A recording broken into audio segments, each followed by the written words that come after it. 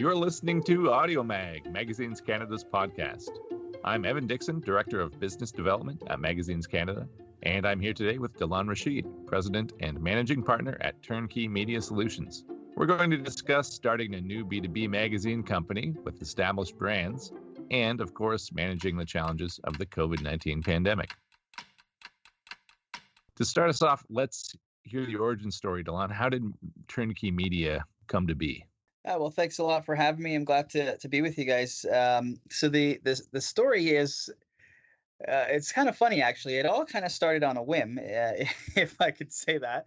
I know it doesn't sound very professional, or very well planned out, but in the initial stages, it actually really wasn't. So my history, I've worked at Newcom Media for 12 years, started there back in 2008, and I started as a junior sales rep, and I developed my career there over the years, working in the I actually started in the automotive department, in the automotive aftermarket division, which is the magazines that I own now.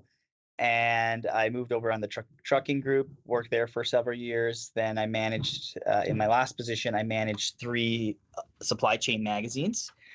And, I just, with my family growing, I have 2 kids, and just the commute and everything, I just felt that after 12 years, I wanted to change and just needed to, look at my options. And it just, a light bulb moment sort of clicked one day, and my wife said, "Why don't you do something for yourself?" And I asked her what. She said, "Well, you've been doing publishing for 12 years, so let's continue doing that."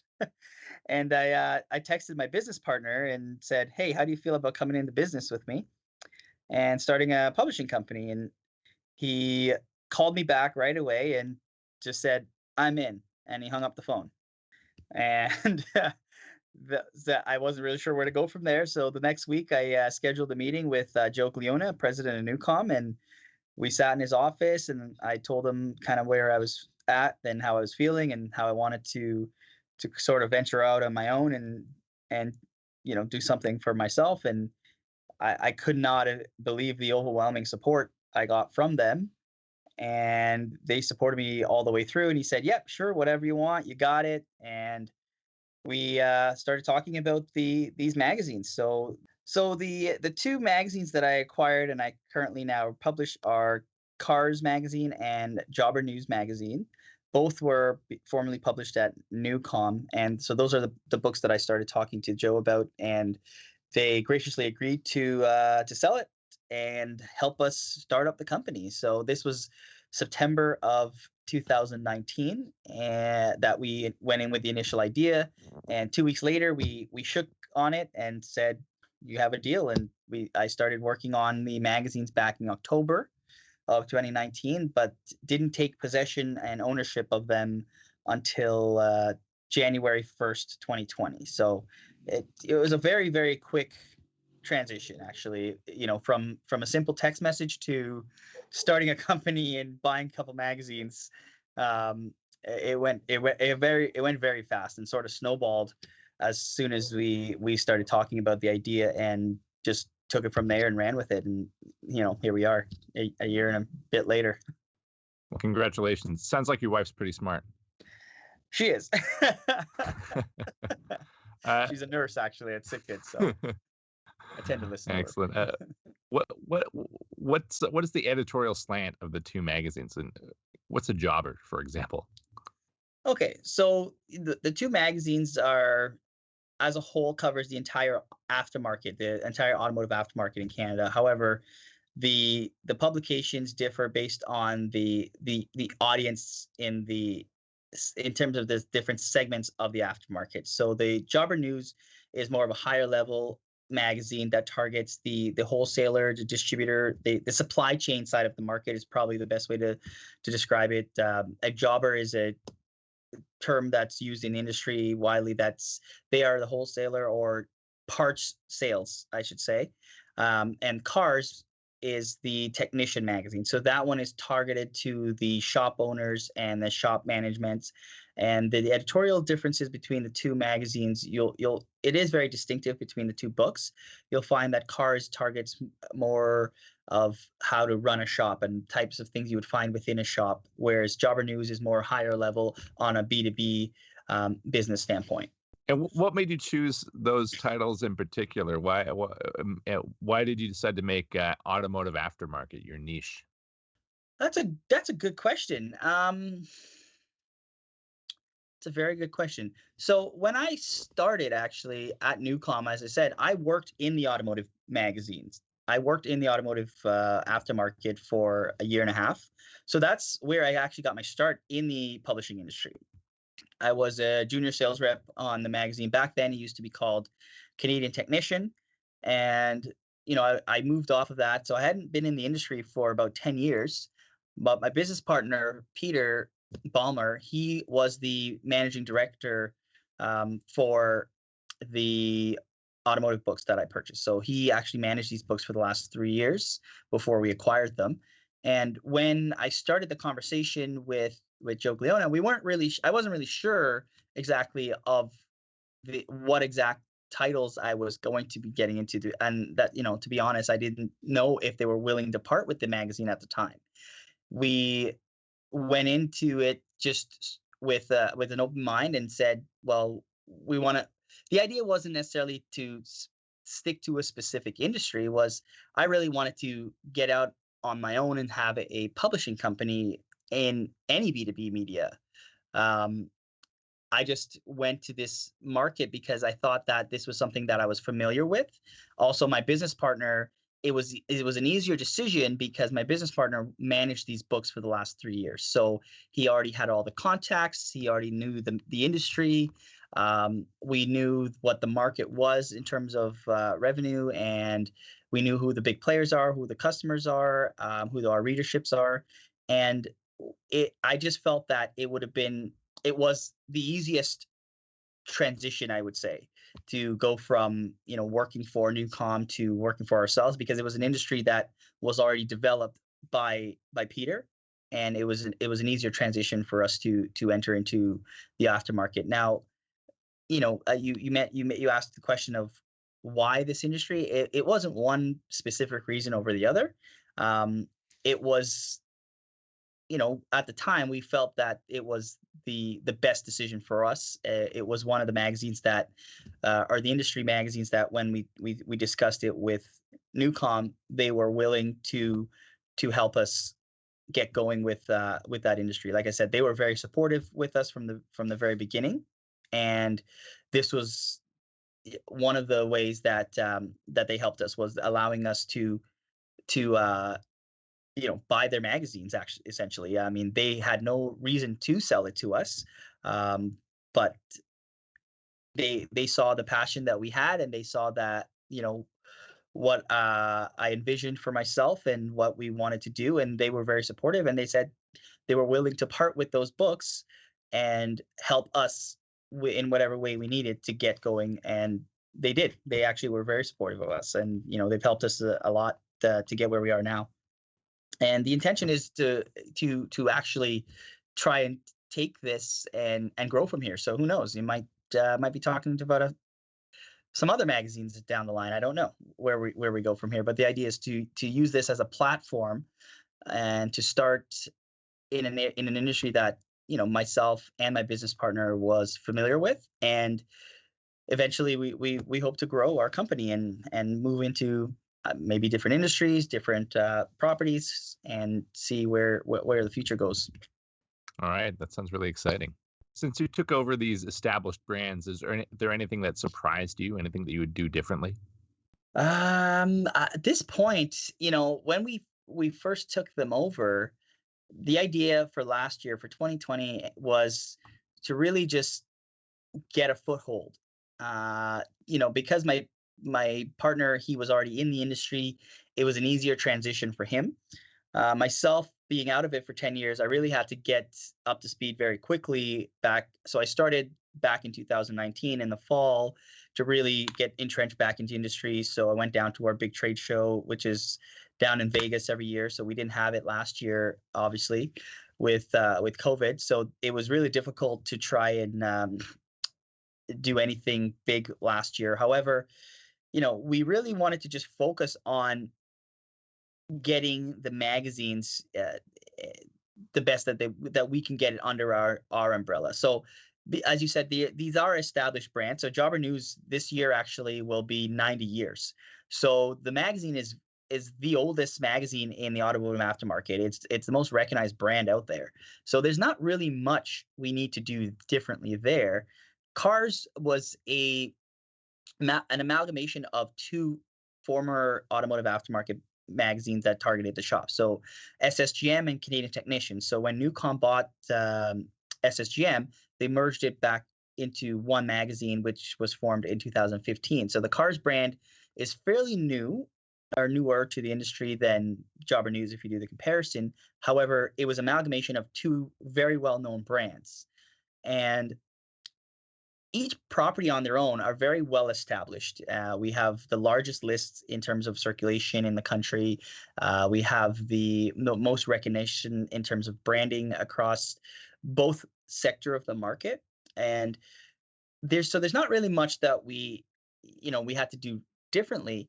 But what it allowed us to do, because we were under our own umbrella as opposed to the corporate umbrella of Newcom, is it allows us to just do things on our own terms. So it gave us a little bit more freedom in terms of how we approach sales, how we approach design. So we sort of redesigned the magazine from we got our own art director. We redesigned the layout of the magazine. We started doing different things on the covers, but not so much change it in a way that it disrupts the brand that was already established for so long. So there wasn't much that we really did different. However, you didn't want to do that either last year, considering what happened starting in March. I mean, we took possession in January and COVID hit in March. So that really was a big disruptor for us, 3 months into the business. And we really just had to buckle down and just ride it out. So it wasn't a time for us to really look at doing much changes. It was really just focusing on getting as much as we can out of the year and getting through it. So we didn't really implement too much. The biggest change that we made last year in the fall was we hired a new editor. I think that would be the biggest thing that we did. So Christine Hogg is now on board. She started with us back in November, and that would be the biggest change that we made. And she's fantastic. She's doing a great job for us now. And speaking of COVID, how has the pandemic impacted your projections and your plans for 2021? That's a very good question. So we actually, obviously in 2020, when everything hit back in March, I remember the day, I remember exactly what I was doing, and the announcements came down, and I had nothing short of a panic attack, if I'm honest, because we were only 3 months in at the time. So we had already had our budgets set out. We already had a plan in mind and targets that we'd like to hit, and we just basically threw it all out the window. So we really had to focus on, really just getting through and getting as much as we can out of 2020.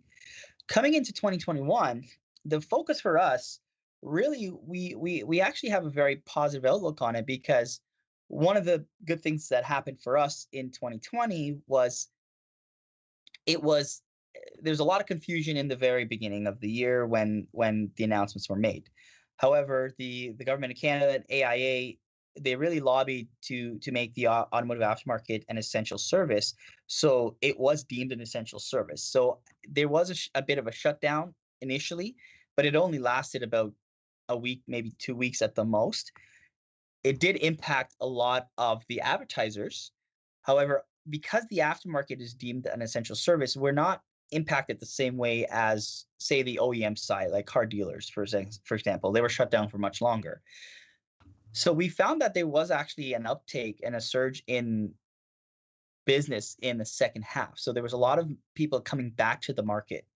So for 2021, our focus really was I should say, to capture everything we had for 2020, everything that we were able to bring in. So basically all of our, they are the major advertisers out there, the major components of the market that it's essential for them to advertise, because like I said, the market is not as affected as other industries. So, one of the things that we did in the beginning was we started communicating a lot with our readership, our audience, asking them, how is COVID impacting their businesses? And surprisingly, one of the things we found was a lot of the shops were busier than ever. They had to adapt how they managed their business and how they ran their business, but they were busy. Some of the shops we spoke with were booked out for 3 months. Others were not doing any business at all. I can't say it was an overall industry wide thing, but some shops were struggling, and that was only natural and it was expected. But the ones that were able to adapt their business to work under a COVID structure where everything was keyless, no interaction with customers. People would just drop their cars off at the bay and drop their key in a box, for example, and the cars would be sanitized before they even brought into the shop, things like that. So we heard about all the measures that they put into place that allowed them to continue doing business and continue to be profitable. So that actually has an effect for the entire market, because if the shops are busy, then that trickles up to the jobbers, the distributors, to the manufacturers. So it actually helped the industry as a whole, and it was quite even some of our customers, or some of the advertisers I started receiving press releases by the end of the year that they had some record quarters by Q3 and Q4. So that has a residual impact for us. Now, the advertising dollars is, as everyone knows, it's the first thing that goes. It's the first thing that gets cut whenever there's a downturn. And it's a slow process to getting that back. So for 2020, we really just focus on riding it out. For 2021, we are focusing on growth. And by doing that is really just trying to capture everything we were able to maintain in 2020, but really having a big push on prospecting for new advertisers. Some of them are new to the market completely, and others are re-entering the market after several years, I should say. We've had advertisers that we've been in conversations with that haven't done any business in 3, 4, 5 years in the market, and we are now having the conversations about them re-entering the market. So we are looking at growth for this year, really, and focusing on as prospecting as many new customers as we can. So that's really our approach. And in terms of setting a budget, we are not really setting a budget in terms of a high target number in terms of growth. Our budget is really baseline 2020 numbers and going up from there. So serving an essential service has actually afforded you some resilience. That's good to hear. Yeah, it's been our, one of the saving graces, I should say. At the time, it was very nerve-wracking. One of the things I was concerned the most, and actually I think a lot of the publishers were concerned about, was whether I wasn't even sure whether our printer was going to be able to operate. So that the very first thing I did was, I got on the phone with the printers, and they didn't get an answer right away either. So they actually fell under the category as a manufacturer. So they were able to continue operations as normal. So it didn't impact us at all. One of our printers actually they did get impacted. So our main printer that we use, they actually shut down halfway through the year. So there was a scramble there. So at one point to try and source a new printer, and that was probably the biggest impact on us because of COVID, was having our printer shut down, because without them, we don't have a product to mail out. So that was a huge impact there. But the first half of the year, I'm not going to sugarcoat it. It was very, very stressful, very stressful. But everyone was in the same boat. So I didn't, think it was just me, or, I spoke to other publishers across different industries. Everyone was dealing with the same things. And we just really just had to really just kind of sort of strive it out, and looked at innovative way to maintain what we had. And that's one of the things that I find that we did really well, was just maintained the big customers and some of the big programs that we had in place. We were able to be innovative in terms of how we offer added value, I should say, to allow for those customers that were able to stick with us and give us and stick with the budget that they had committed to. We really just offered additional incentives to maintain that budget, and by the second half of the year we started to see some advertisers actually come back to the market that we lost initially, because that was the first thing that happened right away. The first, I would say, within the first month we lost quite a few accounts, and it was really just mostly advertisers and manufacturers being reactive to the lockdowns, right, without knowing where the industry was going to go. But I think that as they saw the industry pick up or remain consistent throughout the year, they've they saw the need to sort of come back into the market with advertising, and we really had a strong Q3 and Q4, and I'm really thankful for that, because that's really what got us through the year. Congratulations. I'd like to circle back to your plans for revenue growth. Are you focusing mainly on growing advertising, or are you looking at other revenue streams as well? Right now, it's strictly advertising. We've developed new properties. So one being a podcast, and we've partnered with SiriusXM on that. So that's been really going really well for us, and we're just looking at new ways to get every advertising dollar that we can. So we know that there's usually a budget for advertising when it comes to print and the digital, so the traditional advertising, I should say. However, knowing that companies always have an overall marketing budget for different things. So one way that we're looking to get some additional revenue. So advertising, I should say, is focusing on our core business, but we are looking at smaller measures to capture some additional, I would say, marketing budgets. So we are offering different services that allows us to capture a little bit of the additional marketing budget. So for example, we've had customers that wants to run an e-blast, but they don't have the capabilities to develop the HTML formatting that we needed in. So we offer that service, and we bill for that service. So it captures a little bit more of the revenue.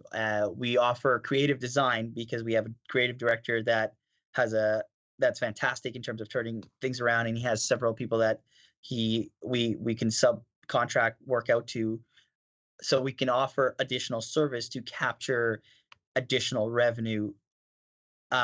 But that's all in line with the advertising. So if a customer has an ad placed for the year and they don't have creative services in-house or an agency that they're working with, we can offer that service as well, and that allows us to capture some additional marketing budgets and additional revenue for us. So even though our core business is focusing on the advertising side, both our print and our digital, we're looking at other measures and other ways to capture some additional budget. But right now, we know that the main budgets, or the most of our business that we will focus on and that we will be getting is from the advertising side, and that's really where we see the majority of the revenue coming from, because the strength is in our brands, and that's what I really want to emphasize. And events and trade shows have been important revenue streams for a lot of B2B brands. Do you see Turnkey Media diving into that space either virtually or down the line when live events are viable again? Yeah, that's something. It's just coming from the Newcom world. Like, I mean, I worked at Newcom for years, and I've been a part of their events. I've helped organize and sell in some of their events. They own some of the largest events in Canada on the B2B side in the heavy duty market. So it is a natural progression, I would say, for us. We would love to get involved with events, and whether it's small conferences or trade shows or whatever that may be, that would be fantastic for us. I just don't think that's something that's going to come back right away. funny story. We actually started the conversation pre-COVID. We actually were in talks with an event planning company to look at starting something within Canada. So our largest trade show for the aftermarket is a show called Apex, and it's once a year in Las Vegas. So it's normally if you're in the industry, you have to be at the show. So with COVID last year, it didn't happen. So they had a virtual show. I'm not sure if it was the best show for the exhibitors, but it was fantastic for us from a sales standpoint, because we were able to engage with our customers and the exhibitors over Zoom calls. It was great because there was no interruptions. I know walking a trade show floor, if you had a meeting, and you're speaking to a customer, there's often they're interrupted or they're overbooked or whatever it is. So we actually had a fantastic 4 days where it was all online virtual meetings, and we got a lot of success out of that. However, for this industry, they need the in-person, they need the trade shows, they need the conferences. I don't think the virtual model is something that's going to be a long-term solution that's going to be very viable and successful for this industry. So I certainly see there will be a resurgence of actual events and in-person events. I know Apex, for example, they are talking about having a live event this year. It's not until the fall, so hopefully the COVID situation will be we'll have more of a handle of it by then. But that is definitely something that we are interested in. I know my business partner Peter, he has direct experience with that because he's actually at his old company before Newcom. He worked at a publishing company where he actually did manage an event himself. So he's got the experience there. We certainly know that it's a natural progression of our company that we'd like to get involved with. It's just we'd have to look at, the right timing of it. And when, you know, we do know also there's a big component of that where it will be just capital. I mean, it's a huge investment to try and start an event. And I don't know if that's something right now that we're in a position to look at, but certainly down the line, I think that's the direction I'd want to head in. I do think that there's a market for it in Canada in our industry, so it's certainly something that we want to explore a little bit more. But when the time is right, I think this year I don't see anything happening in Canada that's going to be really big. I don't think I know a lot of our customers, they have their own events in-house. They have a smaller events across Canada. Even a lot of those have moved to virtual events. Some have had more success than others, but I think they are still looking forward to live events as well. So 2021 might not be the year, but certainly 2022 and beyond that, it's definitely something that we have in mind to look at, and we would like to explore down the line for sure. That makes sense.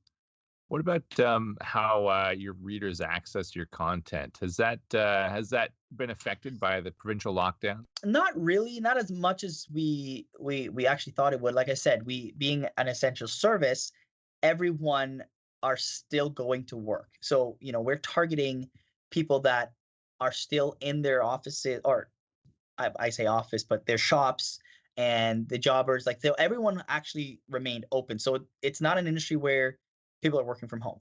So they are actually still in their office. They're still in their shops, and there actually was a huge demand to keep our print. Obviously, being in the publishing industry, our biggest expense, as you know, would be printing and mailing. I would love to do more digital and digital only if that's possible and still keep the same revenue model. We would be way more profitable if it was a digital only property at the same revenue streams that we have, at the same revenue model that we have in terms of our media kits and what our page prices are and things like that. However, being in our industry, our audience is old school, if I should say. I mean, the average reader, the average shop owner in the Canadian automotive aftermarket is, I believe, 55, 56 up there. So they still want that print. They still want the physical magazine. However, we did see quite a bit of growth on the digital side. So that I think that was inevitable, and I think that's across every industry. I think every publisher saw that because when things shut down, a lot of people moved to online. There was initially a big uptick in our online presence.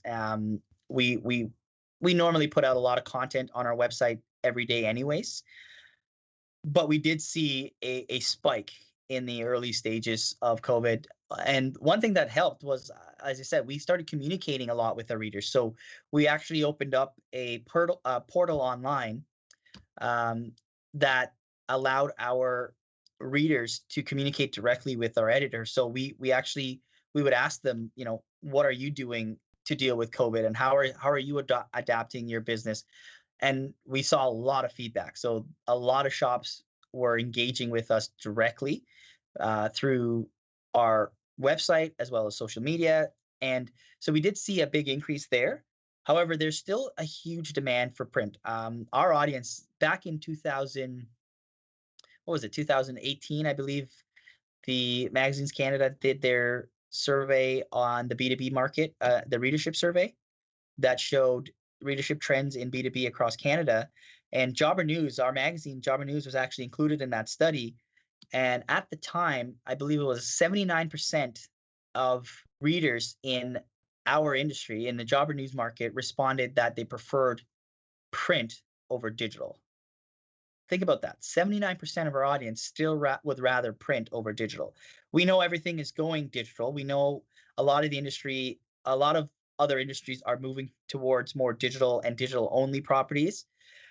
I don't believe that is going to be the similar case for us. I'm not naive to know that a lot is moving towards, and there is a huge increase on the digital side, but I still think that there's a huge demand for the print, especially in our industry, because of our audience and who they are and what the type of audience that they are. They are still the old school, I should say, mentality where they'd rather have that physical copy. And if you think about it, these guys are shop owners and managers and technicians. They don't have time to sit behind a screen all day.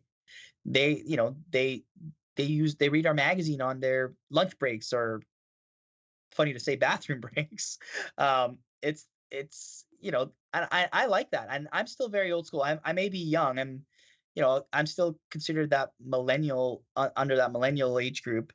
I'm only 35, but myself, I'm the same way. I don't really read a lot of digital magazines. I still prefer the print, and I don't know if that was from my time being at Newcom. I think, I started at Newcom at a young age. I was 23 when I got into the publishing industry, and I saw how their philosophy in terms of publishing and focusing on their editorial content and integrity of their editorial and investing back in their properties. And I strive to do the same for our company, making sure that we put out the best quality magazines for our audience. And maybe it's because I started at such a young age working for a publishing company that was so heavy in print. I feel the same way. I still see the value in print, and I still believe that I still have a preference personally for print over digital, and I still see the value of it in my industry. And I at this point, it still outweighs the digital side of things. So looking back to the stressful start of 2020, if you knew then what you know now about how things progress, are there things that you would have done differently? Are there things that I would have done differently? I have to think about that one for a second. If you're asking, do I have any regrets? No, I don't. I'm very happy about the decision. Going into it, no one expected COVID. I did, if anyone could have, if I knew that what was going to happen in 2020, and if it had the the hourglass or the crystal ball or whatever, and said that could see the future and saw that what was going to happen in March, if I saw that back in September of 2019 when I was making the decision, Yeah, that probably would have impacted my decision somewhat because, I'm a wife and I have two young children and mortgage and all that. I didn't need to do this. I mean, I had a very good career at Newcom, and like I said, I was in a very good position. I was a managing, I was a director of three magazines. I was doing very well for myself there.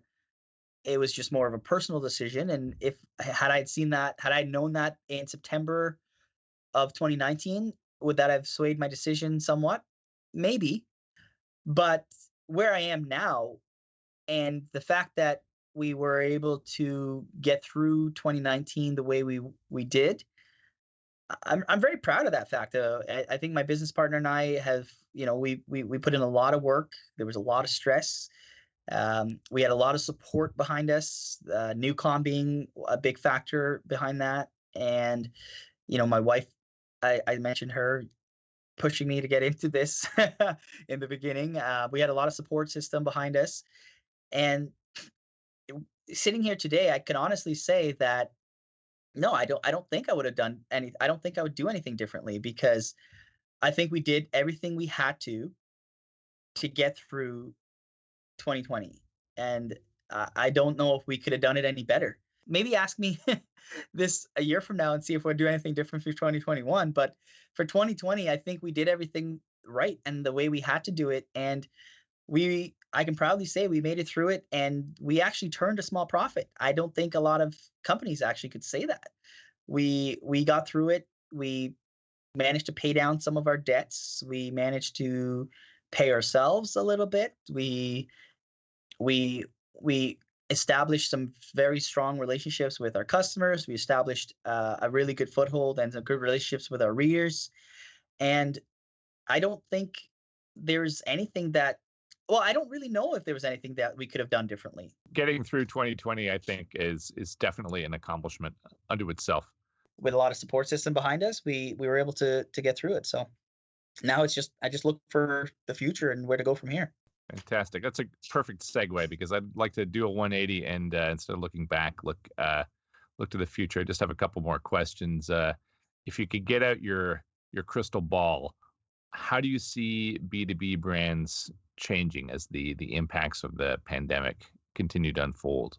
Definitely in certain areas or in some industries, I would say that we touched on before would be the switch or the migration to digital. I certainly think that's going to be a factor for a lot of industries. A lot of B2B brands will be more digital based.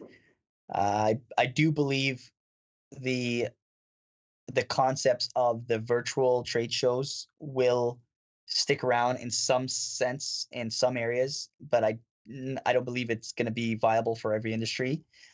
I also see that, with I think the with COVID in 2020, I think it forced a lot of companies and a lot of magazines, and especially on the B2B side, to really just reevaluate their business and the direction of how they want to focus their business and adapt to really the changing industry in terms of the market.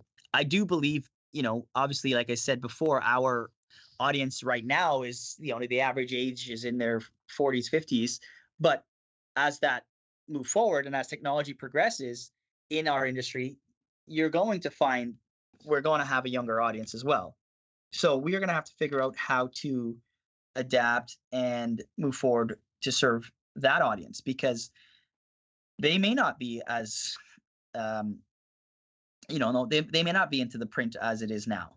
So how can we adapt to more digital or different streams of revenue or different ways to communicate with our readership that we can then go back to our advertising base and sell that, right? So it's just, we have to take it one day at a time now, I think, but we have to look at 5-10 years out to see where the market is trending and how our industry is trending.